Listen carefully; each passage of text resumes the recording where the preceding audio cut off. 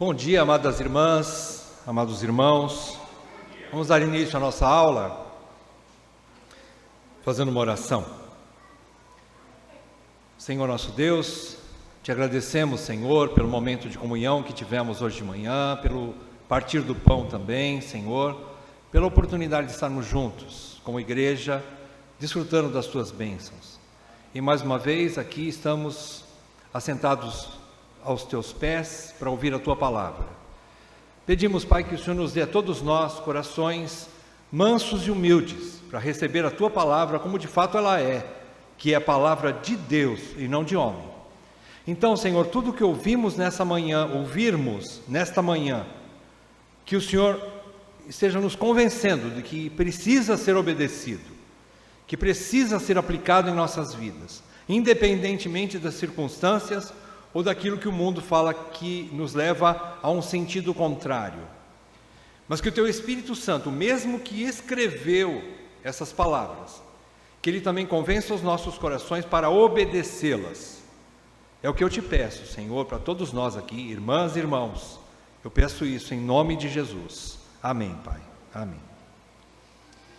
Irmãos, nós estamos aí então na terceira aula dentro desse subtítulo, a submissão da esposa, continuando dentro do livro, do Dr. Augustus e da irmã Minka, o livro chamado A Bíblia e Sua Família, Estamos ainda no capítulo 2, nesse assunto sobre a submissão da esposa, é a terceira aula, terceira parte. Percebam que os autores têm sido bastante cautelosos, é um assunto bastante sensível a todos nós, e complexo, mas que não há mistério. O problema maior são os nossos corações, que nós temos dificuldade com a palavra autoridade e submissão. Nós temos dificuldade com o conceito de Deus, de que há um governo sobre nossas vidas. Nós temos dificuldade, inclusive, de aceitar a própria soberania de Deus. Então, tudo isso nos leva a voltarmos às Escrituras, a estudarmos melhor a palavra de Deus, e, mais do que isso, pedir que o Espírito Santo quebre a nossa dura cerviz, sejamos humildes o suficiente para acolher essas palavras e aplicá-las em nossas vidas.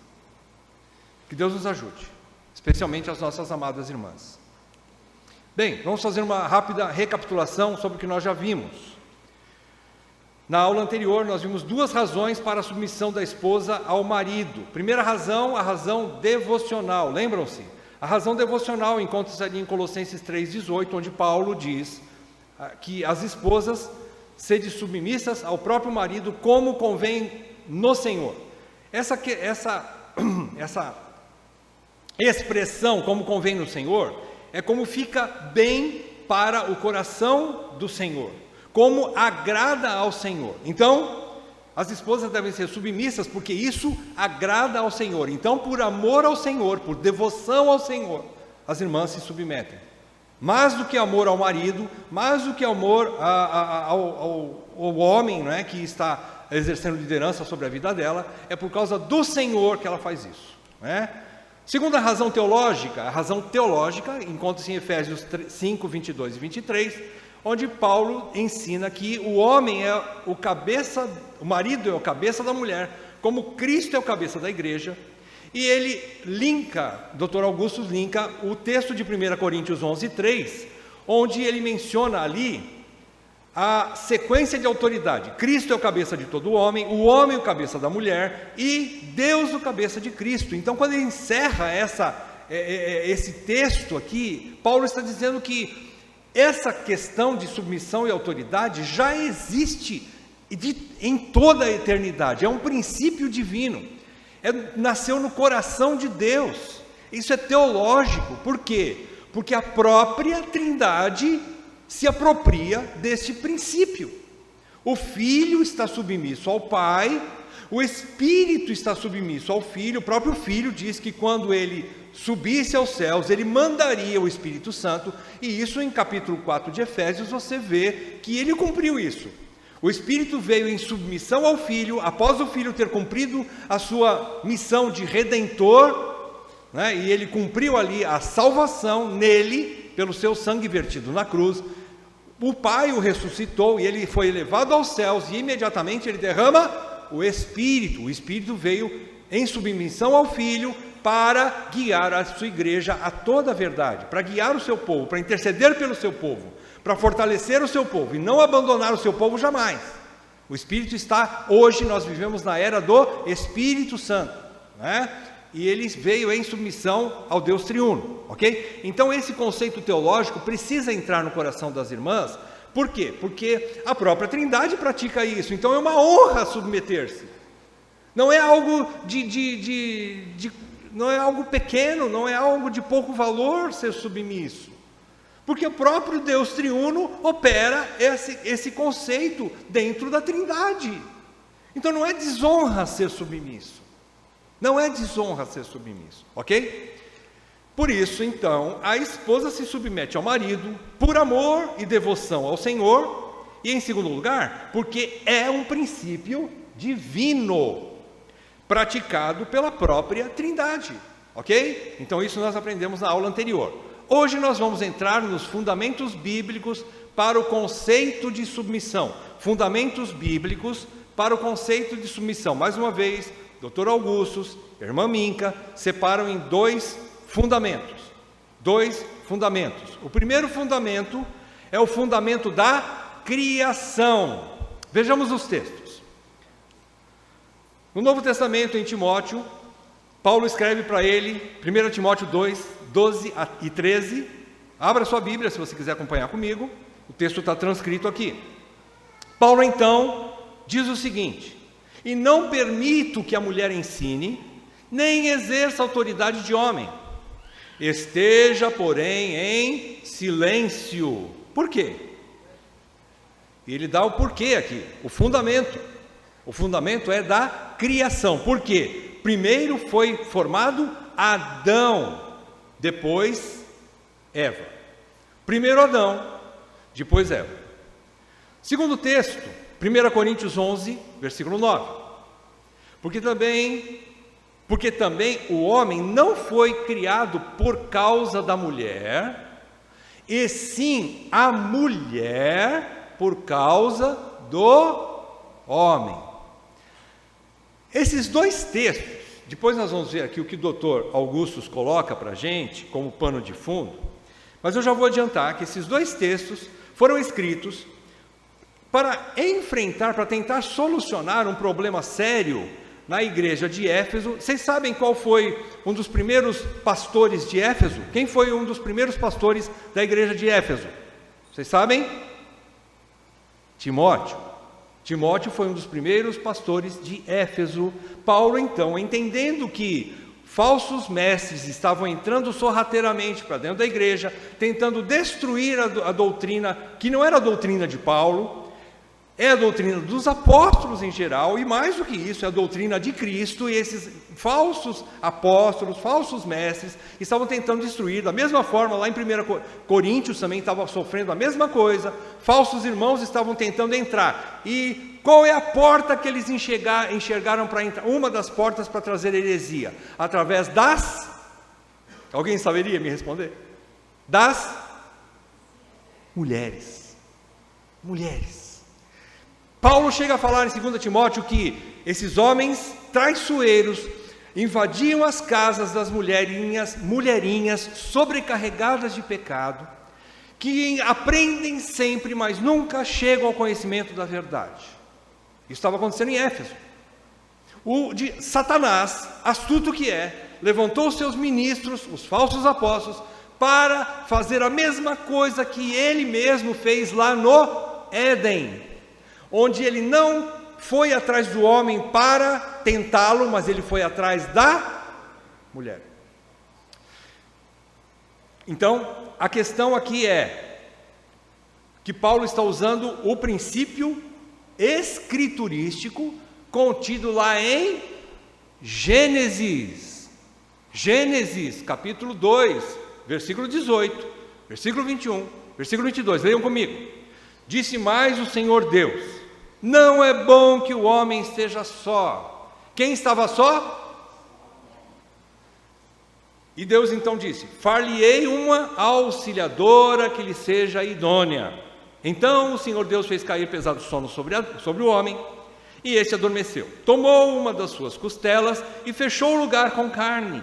E a costela que o Senhor Deus tomara ao homem, transformou-a numa mulher e lhe a trouxe. Deus criou a mulher e trouxe ao homem. Nesse sentido, nós precisamos entender o seguinte: primeiro, Deus formou o homem. Ele não tem, por causa de ser criado primeiro, antes da mulher, não é que ele tem mais valor diante de Deus do que a mulher, não é isso. Porque o homem, se você for olhar o material até do que o próprio homem foi criado, ele foi criado do pó, né? Sendo que a mulher foi da costela. Quem gosta de costela assada aqui? Então ela foi criada de uma matéria nobre, por assim dizer, não é mesmo? Só que, ainda assim, ela veio depois do homem. Então, na sequência da criação, vamos então às explicações. Antes, um pano de fundo, uma consideração inicial. Eu procurei uma figurinha aqui, a mais bonita que eu pude achar do nosso mestre, Augusto Nicodemo, não achei. A mais bonitinha que eu achei foi essa aqui. Então ele falando para nós, ele diz assim, ele escreveu isso: embora não saibamos os motivos com exatidão, transparece claramente que o ensino dos falsos mestres em Éfeso incluía a rejeição dos papéis tradicionais das mulheres no casamento. Presta atenção, eles entraram para atacar, através das mulheres, destruir a igreja e os casamentos. E um encorajamento a que elas reivindicassem papéis iguais na igreja e nos lares. Irmãos, vocês se identificam com isso nos nossos dias? Será que isso está acontecendo nas nossas igrejas e nossos lares? Então é bem contemporâneo esse ensinamento de Paulo, né? Bem propício, né? Para todas as eras. Muito bem. A situação parece bastante similar à da igreja de Corinto, onde as mulheres procuravam exercer no culto funções até então privativas dos homens cristãos.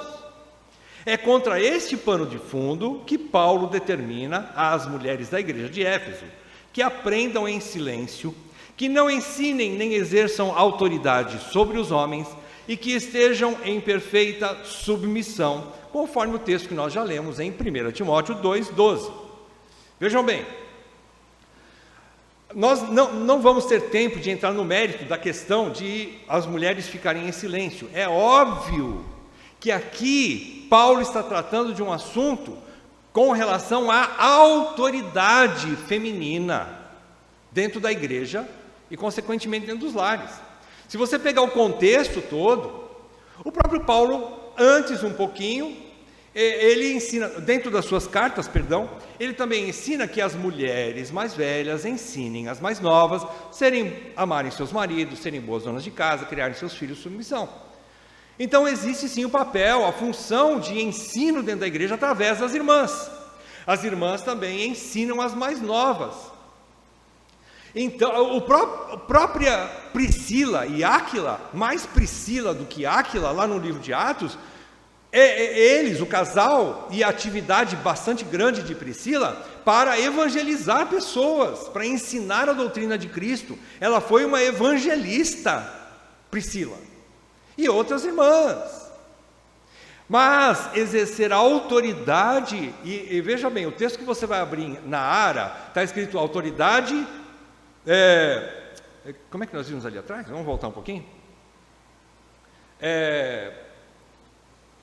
Aqui, nem exerce autoridade de homem, mas tanto faz, a autoridade de homem ou sobre o homem, as duas coisas se complementam. Ela não tinha o direito de exercer autoridade sobre o homem, não é? Então, voltando, que o Augusto me perdoe por essa figurinha, mas, isso aí foi escrito por Augusto em 1997, num artigo chamado Fides Reformata, né? O artigo da Fides Reformata 2/1, tá? Então, vamos às explicações dos textos de Timóteo e de Coríntios.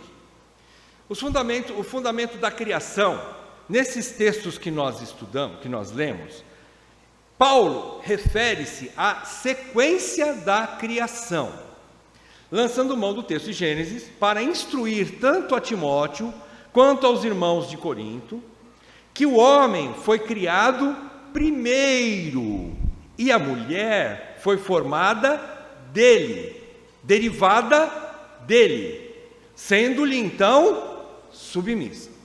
Veja bem, Deus criou o homem, e não é que Deus falhou não dando capacidade para o homem para governar toda a criação, que ele poderia ter feito isso sozinho, mas não dava para fazer, então Deus falhou e teve que criar de última hora alguém para ajudar o homem. Não, não foi, isso é um projeto de Deus, e dentro do projeto de Deus, ele determinou assim.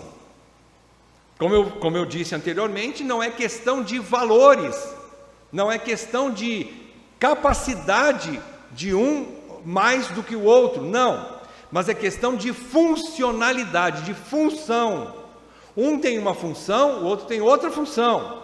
Então, nessa ordem da criação, pelo homem ter vindo primeiro, inclusive, era um dos princípios da sociedade judaica, de Israel, sempre foi um princípio. Por exemplo, na família judaica, o primogênito herda a autoridade do pai. O primeiro, o que vem na frente, o que vem primeiro, o filho mais velho, ele herda a autoridade do pai. Então a mesma coisa com Adão, por ele ter sido criado primeiro, Deus lhe deu autoridade sobre toda a criação e também sobre a própria mulher, sobre Eva, a sua própria esposa. Então, pela ordem da criação, Deus estabeleceu o homem como cabeça da mulher. O argumento do apóstolo é o de que a mulher está debaixo de autoridade, como relata a criação. Ele pegou o texto de Gênesis. Ele está mostrando ali que, pelo homem ter sido criado primeiro, a mulher veio em submissão a ele. Ele mesmo disse que, Deus mesmo disse que far-lhe-ei uma auxiliadora, como vimos no texto de Gênesis, far-lhe-ei uma auxiliadora, farei para ele, lhe darei uma auxiliadora. Auxiliadora, ele expressa a ideia de alguém que está submissa à autoridade que o homem tem, ou perdão, à missão que o homem tem. Então ela está debaixo dessa missão do homem. Deus estabeleceu assim. Deus criou a mulher para completar, como auxiliadora idônea, a missão do homem de governar. E ela, sendo formada do homem, indica que Deus deu autoridade a ele sobre ela. Essa é a questão. Precisa pegar lá do início. Lá no início, nós vemos que a mulher foi formada do homem, não o homem da mulher, como nós vimos no texto de Timóteo e também de Corinto. E por causa da sequência da criação, por causa do homem ter sido formado primeiro e a mulher derivada dele, então Deus a entregou a ele, ao homem, para que ele então desse até o nome a ela. Isso também significa autoridade. O homem deu nome a todos os animais criados, a toda a criação. E depois, quando Deus criou a mulher, Deus não pôs nome nela. Deu para Adão, deixa Adão dar o nome. Isso significa autoridade. Então, o primeiro fundamento é o da ordem da criação. Na ordem da criação, então, o homem vem primeiro e por isso ele tem autoridade. O segundo fundamento é o fundamento da queda. Agora presta atenção, nesse fundamento da queda, acontece ao contrário. Veja, o texto de 1 Timóteo 2, 11 a 14 diz assim: a mulher aprenda em silêncio com toda a submissão, e não permito que a mulher ensine nem exerça autoridade de homem. Esteja, porém, em silêncio. Por quê? Mais uma vez o porquê. Primeiro, a ordem da criação de novo, já lemos esse texto lá atrás. Por quê? Primeiro foi formado Adão, depois Eva. Aqui então, mais uma vez recapitulando, a ordem da criação. O homem vem primeiro, Em segundo lugar, a mulher. Por isso o homem tem primazia no sentido de autoridade. Mas Paulo não para aí, e ele continua. E Adão não foi iludido, mas a mulher, sendo enganada, caiu em transgressão. Segundo fundamento bíblico do conceito de submissão é que a mulher caiu primeiro, ela pecou primeiro. Isso você confere lá comigo em Gênesis, capítulo 3, versículos 4 a 6. Vamos lá. Então, a serpente disse à mulher: é certo que não morrereis. Está contradizendo aquilo que Deus disse, né? A serpente, falando para a mulher. Porque Deus sabe que no dia em que dele comerdes, se vos abrirão os olhos, e como Deus, sereis conhecedores do bem e do mal. Presta atenção. A serpente sabia com quem deveria falar para tentar usurpar o plano de Deus. Não foi por acaso, ela estava lá na árvore, vamos supor, a serpente está lá na árvore esperando alguém passar, o primeiro que passar eu ataco. Não. Pode ter passado o homem, mas ela não fez nada. Quando a mulher chegou, e a mulher estava sozinha ali, provavelmente, a serpente sabia a quem ela deveria atacar. Não foi por acaso. Ela sabia aonde estava a porta aberta. Lembre-se do que eu falei lá de Timóteo, quando Paulo exorta a tomar cuidado com a igreja de Éfeso, porque os falsos mestres, os falsos profetas estavam adentrando sorrateiramente as casas das mulherinhas sobrecarregadas de pecado, que aprendem sempre, mas nunca chegam ao conhecimento da verdade. Onde está a porta aberta? Através da mulher. E quem escreveu isso aqui? Quem escreveu o texto bíblico?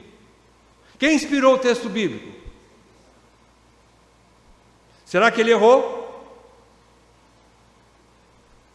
Será que ele está querendo brincar com a gente? Continuando. Vendo a mulher que a árvore era boa para se comer, agradável aos olhos e árvore desejável para dar entendimento, tomou-lhe do fruto e comeu. E deu também ao marido, e ele comeu. Aqui não está querendo dizer que o homem é menos pecador do que ela. Não, pelo contrário. Deus cobrou mais dele do que dela, não é mesmo? A quem Deus chama primeiro para prestar contas lá? Quando ele procurou o homem, não achou, e ele disse assim: Adão, onde estás? Ele procurou primeiro o homem. Não é que ela é mais pecadora do que ele, mas ela é mais sujeita a ser iludida do que ele. E, então vamos às explicações. Esse segundo fundamento da queda, Paulo diz o seguinte: de acordo com o relato da queda, foi então a mulher quem caiu primeiro. A ordem em que o pecado entrou na raça humana não passou despercebido pelo apóstolo. Paulo não se enganou quando ele escreveu isso daqui, lá em 1 Timóteo e lá em 1 Coríntios. Nos dois textos, Paulo fala sobre a ordem da criação e também fala sobre a ordem da queda, mostrando a fragilidade da mulher e a dependência dela no sentido de ser protegida. É óbvio que nós estamos falando de uma proteção num ambiente cristão restaurado, reformado, convertido. É óbvio que eu não estou falando aqui que a mulher está segura nas mãos de um marido ímpio. É óbvio que eu estou colocando aqui dentro dos princípios de um casal cristão normal, onde o homem é de fato convertido e a mulher é de fato convertida. Ok? Vamos combinar o seguinte, senão nós vamos ficar batendo boca aqui. Então o objetivo é mostrar, Paulo está com o objetivo de mostrar que, diante do relato da queda também, tanto da criação quanto da queda, isso tem relevância no sentido de autoridade. Paulo, inspirado pelo Espírito, toma o texto de Gênesis de novo e faz essa aplicação para as igrejas de Corinto e de Éfeso. Então, pelo pecado de sair de sua posição de ajudadora e tentar usurpar a autoridade do marido, vocês já ouviram falar sobre isso? Mulheres, estou falando para as irmãs. Vocês já estudaram alguma coisa a respeito disso? Tá, então está na hora de estudar. Quem não estudou ainda. Vocês vão ver sobre isso. Muito importante isso, irmãos. Então, a mulher saiu da sua posição de ajudadora e tentou usurpar a autoridade do marido, sim. Foi isso que ela fez lá no jardim. Ela não estava de todo inocente. Eu vou dar olha como esse fruto é gostosinho, vou repartir com meu marido para ele ver como é gostoso. Não. Ela quis ser igual a Deus. Querendo ser igual a Deus, ela queria estar acima do marido dela. E Deus então castigou a mulher, intensificando e agravando sua submissão como algo penoso e difícil. Abram comigo, Gênesis 3, 16. Gênesis 3,16 diz assim: e a mulher disse. Quem está dizendo aqui? Quem está dizendo para a mulher alguma coisa? É Deus. Deus disse à mulher: multiplicarei sobremodo os sofrimentos da tua gravidez. Ora, pensa comigo. A mulher nasceu para ser Eva. Eva era mãe de todos, não é isso? Era natural que ela tivesse filhos, não era isso? Só que ela não ia passar pelo sofrimento na gravidez, na gestação, antes da queda. O plano não era esse, mas era que ela pudesse ter filhos sem sofrimento. Originalmente, antes da queda, era isso. Segundo lugar, Deus diz: em meio de dores darás à luz filhos. Depois, o teu desejo será para o teu marido, e ele te governará. Veja bem, o governo aqui também não era, o governo dentro da esfera da perfeição, quando os dois foram criados, não era um governo onde ela sofreria, como hoje nós sofremos, é verdade. Nós não podemos dizer que mesmo dentro de um lar cristão há sofrimento da mulher. Porque a queda é uma realidade na nossa vida, ainda, apesar da conversão, ainda assim, eu e minha esposa, ela e eu, somos pecadores miseráveis, que ainda fustigamos um ao outro, ainda maltratamos um ao outro, apesar de Cristo em nós. Então esse sofrimento da gravidez e também o sofrimento em submissão ao seu marido, já era algo programado por Deus para ser assim mesmo e seria bom, e só se tornou mal por causa da queda. Então foi agravado o sofrimento da mulher por causa da sua insubmissão e por ela ter caído em pecado, ok? Então, agora usando então a sequência da queda, ela saiu dessa posição, ela tentou usurpar a autoridade do marido, e Deus pôs ordem na casa, usando a vara, o castigo.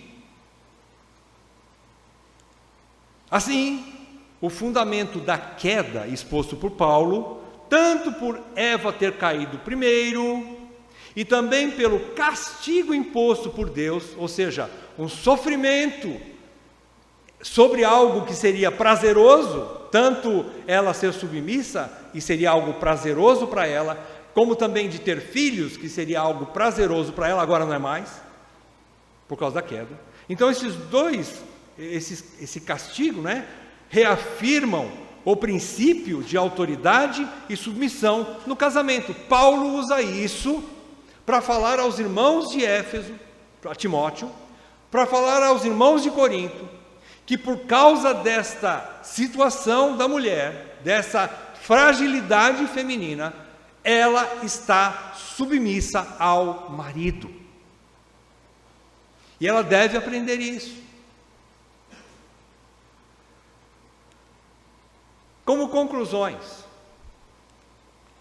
em primeiro lugar, vamos fazer um apanhado voltando um pouquinho das aulas anteriores e também trazendo para hoje o que nós entendemos hoje.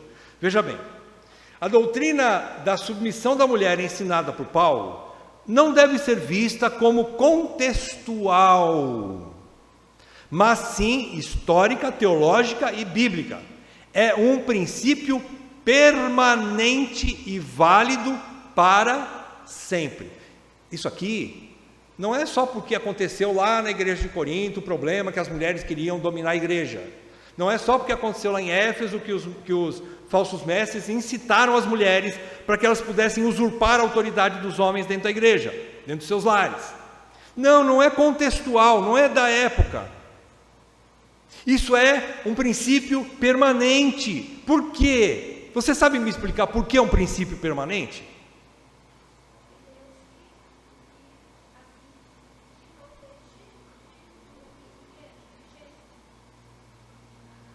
Escutaram o que a irmã Aline falou? Porque Deus assim determinou lá em Gênesis. Isso não aconteceu de última hora lá em Corinto, nem em Éfeso. Esse princípio vem de todas as eras, desde a criação. É um princípio de Deus. Paulo não está inventando uma doutrina nova, ele foi lá na Bíblia dele, na Bíblia do Velho Testamento, e trouxe da criação o princípio de Deus de autoridade e submissão. Aplicou ali porque estava acontecendo isso dentro daquelas igrejas. Então ele é histórico, teológico e bíblico, e consequentemente é permanente, é um princípio eterno. Segundo lugar, outra conclusão é que, reafirmando, volto ao dizer, reafirmando, essa doutrina nunca, presta atenção homens também, essa doutrina nunca implicou em superioridade masculina e inferioridade feminina, não, ou maior capacitação por parte dos homens em relação às mulheres, não. Se você for pegar alguns casos, existem mulheres muito mais sábias e treinadas para exercerem, por exemplo, vou falar uma coisa aqui. Se você se identificar com isso, não reaja. Dificuldade de controle financeiro dentro de casa. Mulheres, às vezes, têm muito mais talento para isso do que alguns homens. Estou dando sinal de zap aqui para a Val. Uma piscadinha. Olha, irmãos, não é questão de capacitação, é questão de função, de ordenação divina. Deus ordenou que o homem seja autoridade sobre a mulher. E que a mulher, então, se submeta ao homem. Infelizmente, essa distorção tem levado muitos casamentos e igrejas à falência. Veja bem, por um lado, existem homens bananas que não querem assumir a sua postura de homem, liderando seus lares, sendo sacerdote dentro da sua casa, governando a casa, protegendo e suprindo suas mulheres. Por outro lado, tem as donas de nariz empinado, que não se curvam diante dos textos bíblicos e não aceitam e brigam com o homem, e depois dizem que não é feminista, né? Não, eu odeio o feminismo, mas não submete ao homem. Meus filhos não se submetem a mim, mas ela não se submete ao marido. Ela não é modelo de submissão dentro de casa, e quer que os filhos sejam. Quer que os filhos obedeçam a ela. E ela não se curva diante do seu esposo. Que modelo ela é? Então, os dois lados, né? Dois problemas, que aliás é a nossa terceira conclusão. Em nossos dias, temos dois problemas quanto à doutrina da autoridade e submissão dentro das nossas famílias. Eu já cantei a bola aqui.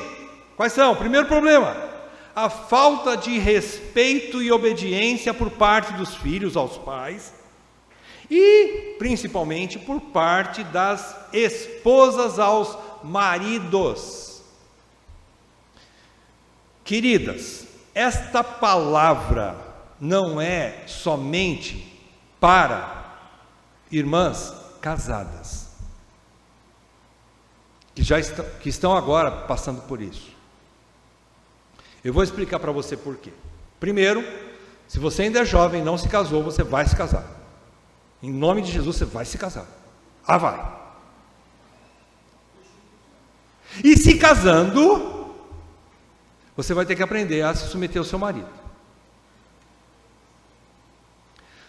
Se você já é noiva, namorada, ou nenhuma delas mais pretende se casar, esse é um princípio que você tem que aprender. É um princípio que você tem que aprender. Segundo, ainda que Deus te leve ao celibato, tudo bem, existem casos raros. Eu oro para que isso nunca aconteça aqui na nossa igreja. Mas Deus é que sabe. Mas se houver celibato, se houver uma irmã que não queira se casar, uma hora, ela vai ter que ensinar uma irmã mais nova que é casada. Como é que ela faz?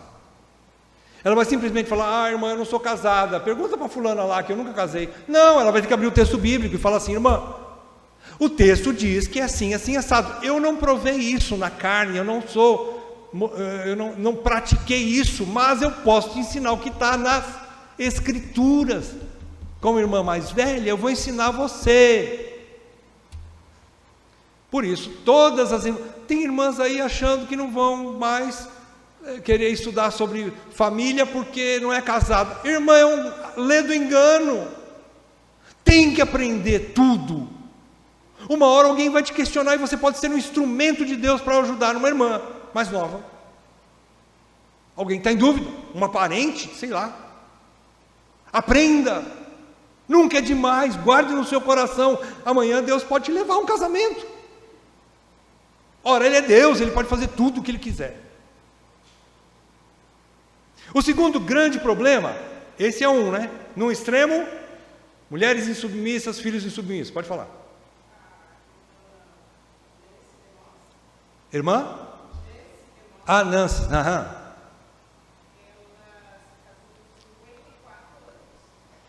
Irmã Nancy se casou com 54 anos. Certo. Aham. Certo.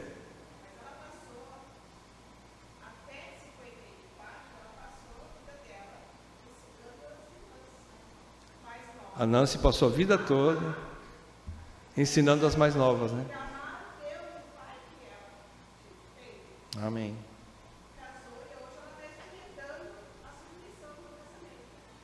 Olha que coisa, gente. Exatamente. Nós.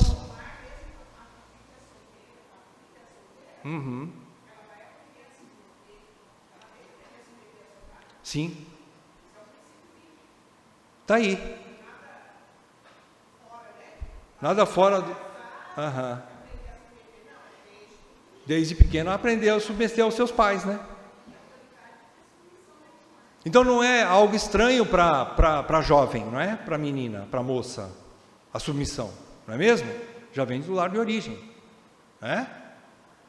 Muito bom, bem lembrado a questão da Nancy, né? Sim, muito bom essa questão, veja, ela se casou depois de uma certa idade, né? 54 anos. Interessante isso, irmãos. É óbvio, veja, é óbvio que é algo delicado, é um assunto delicado, por isso que a gente fala com cautela, por isso que a gente fala com muito amor e também com firmeza bíblica. Vejam, princípios de Deus não se negociam, é isso, é e ponto final. A palavra de Deus é sim, sim, não, não. Eu tenho que ensinar essas verdades. Eu sei que existem aqui casamentos que são difíceis, Mas isso é por causa da dureza dos vossos corações. Não é porque o princípio está errado. É porque você, irmã e irmão, são duros de coração. Porque não sabem aplicar a verdade, não querem dar o braço a torcer, são egocêntricos. Egoístas, querem que sua vontade seja feita. Nunca se curvam ao outro. Da mesma forma que é difícil falar para você se submeter a um marido que não é um bom marido, pensa que é fácil eu falar para o teu marido submeter a você que também é uma mulher chata? É fácil dizer isso para os homens também? Ora, nós estamos todos no mesmo nível, irmãos. Nem o homem é melhor que a mulher, nem a mulher é melhor que o homem. Todos somos pecadores miseráveis, terríveis. Como diz John Piper, quando escreve um livro também maravilhoso sobre casamento, ele e a esposa dele, não me lembro o nome dela agora, Tá. Esposa de John Piper. Eles escrevem juntos um livro também, fala sobre o casamento temporário. E eles dois dizem que eles são insuportáveis. E olha que eles têm mais de 50 e poucos anos de casado. Então é uma coisa, é aí que se aplica o evangelho maravilhoso da graça, onde você se perdoa e convive com alguém que é difícil. É aí que mora o evangelho. É suportar uns aos outros em amor, só em Cristo é possível. Ok? Então o primeiro ponto é esse aí, a falta de respeito das esposas, de obediência também das esposas aos maridos. O segundo ponto é o abandono da posição de autoridade pelos homens da casa. Irmãos, a gente aqui na igreja muitas vezes passa dores de parto, vendo homens que às vezes parece que vai bem, depois cai de novo, parece que anda para frente, sabe, antigamente, quando a gente pegava o trem, lá de São Paulo, para vir aqui, para ir para Botucatu, a gente ia muito para Botucatu, são 240 quilômetros de distância, sabe quantas horas levava a viagem de trem? 8 horas e meia, minha mãe falava assim, esse cara anda 10 quilômetros para frente e 20 para trás, 10 para frente e 20 para trás, ele fazia uma manobra assim, entrando em cidade em cidade, cidade em cidade, você chegava exausto em Botucatu. Hoje de carro você faz em 2 horas e meia, no máximo 3. Tem irmãos que é assim, dá um passinho para frente e 3 para trás. E não tem a coragem de pedir ajuda. Não tem a coragem. Veja, você não está pedindo ajuda para alguém que é catedrático e nunca falhou na vida, não. Pelo contrário, Deus colocou as coisas que não são para ajudar, para ver se você seja alguma coisa lá na frente. Nós mais velhos não podemos dizer que nós nunca erramos e vamos ensinar tudo que eu acertei. Se eu for ensinar para você tudo que eu acertei na vida, eu não tenho nada para te ensinar. Agora, se eu for ensinar para você, dentro do que eu errei, alguma coisa que eu aprendi, dentro dos erros cometidos, você vai ter sorte melhor do que eu. Você vai ter uma oportunidade de não cair nos mesmos erros que eu caí. Mas o homem é orgulhoso. O homem acha que empurra com a barriga todas as coisas, leva no peito. As irmãs às vezes têm mais disposição de procurar ajuda, os homens não. Soberba. Eu digo com tristeza, porque eu sempre quis e sempre orei, que Deus pudesse colocar nesse pequeno rebanho, que todos possam ser profetas, estou meio que nem Moisés, que todos sejam profetas, que todos sejam homens de Deus. Queria eu que, se nós tivéssemos 30 homens aqui, que os 30 fossem presbíteros. Oxalá isso aconteça na nossa igreja.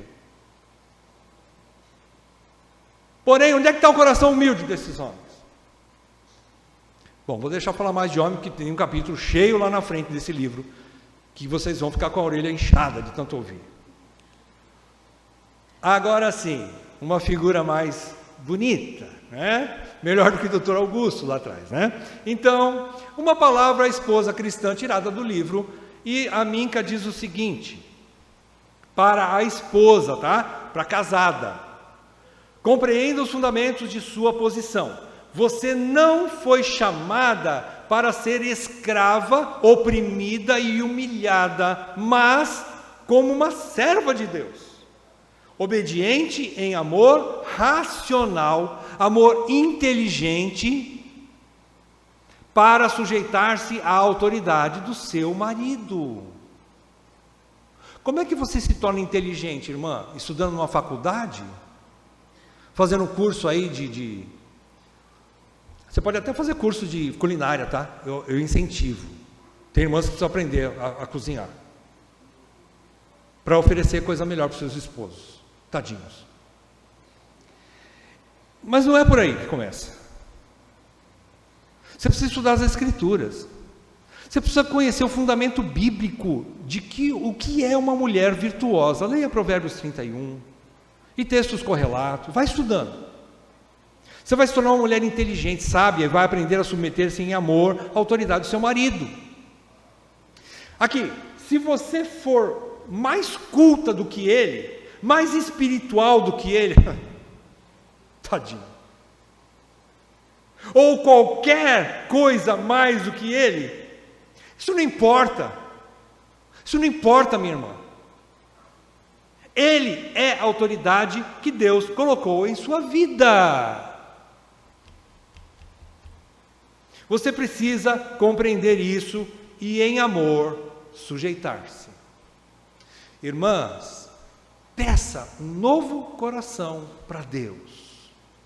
Peça uma dica. Ore assim: Senhor, tira o meu coração de pedra e me dê um coração de carne. Se o senhor precisa fazer a mesma coisa no meu marido, o senhor sabe, mas eu também preciso ser transformado. Então, Senhor, começa aqui. Começa comigo, Senhor. Quebra a minha dura cerviz, Senhor. Faz-me uma mulher de coração manso e humilde como o teu. Né? Agora, uma palavra às solteiras, namoradas e noivas. Segura essa aí. Não se case com um homem ao qual conscientemente não possa prometer submissão voluntária. Veja, namoro é bom, dentro dos princípios cristãos, para vocês se conhecerem. Primeiro ponto, vamos lá, solteiras. Solteiros também, né? É um princípio geral. Eu não devo namorar com alguém que não seja cristão. Guardou aí no coração? Anota no verso da mão aqui para você sempre se lembrar. Grava, faz uma tatuagem aqui. Eu não devo entrar no jugo desigual. Não devo. Primeiro ponto. Segundo ponto, vai conhecendo o cara. Conhecendo só a pessoa, não fisicamente, pelo amor de Deus. Eu estou falando de um conhecimento da pessoa, da índole, do caráter do camarada. Vai conhecendo durante um período. Deus não é Deus de confusão. Ele vai te mostrar se o cara é digno ou não de que você seja uma mulher submissa a Ele. Veja, você é filha de Deus, Deus é luz, Ele não anda nas trevas, Ele mostra. Às vezes você que não quer ver. Às vezes é você que quer engolir o cara daquele jeito e fala assim: lá na frente eu converto ele. Deixa comigo. Ele é bonito, ele é simpático, ele tem tudo que eu gosto fisicamente, porém ele não é convertido, ou ele não é um cristão praticante. Não entra nessa. Case-se com um homem ao qual você possa voluntariamente sujeitar-se, porque isso você vai ser cobrada lá na frente. Vai ser cobrada lá na frente. Se você tem um gênio rebelde e insubmisso, é preciso santificá-lo, é preciso aprender o domínio próprio, que é o fruto do Espírito, antes. Fale comigo. Antes. Fale comigo essa palavra. Antes Antes, entenderam bem? Antes. Repita comigo a palavra. Antes. Guardou? Antes de aventurar-se no casamento. É preferível encerrar hoje esse relacionamento. Não. Faça de sua vida, da vida dele e dos filhos, Queridas, está no poder das tuas mãos, da tua inteligência, e principalmente do temor do Senhor que habita no seu coração, tomar essa decisão. Não entre em um relacionamento em que você não possa se submeter a esse homem. Não faça isso. Você vai causar da tua vida o inferno, da vida dele o inferno, da vida dos seus filhos, se tiver filhos, o inferno, dos teus pais o inferno, e da tua igreja o inferno. Você vai esparramar fogo do inferno para tudo quanto é lado. Eu sei que você é inteligente, eu sei que você é capaz, eu sei que você discerne. Só falta uma coisa: amolecer o coração e ser obediente ao princípio de Deus. Só isso. Peça isso para Deus. Vai ser bênção para a tua vida. Alguém quer completar? Temos 2 minutos para falar.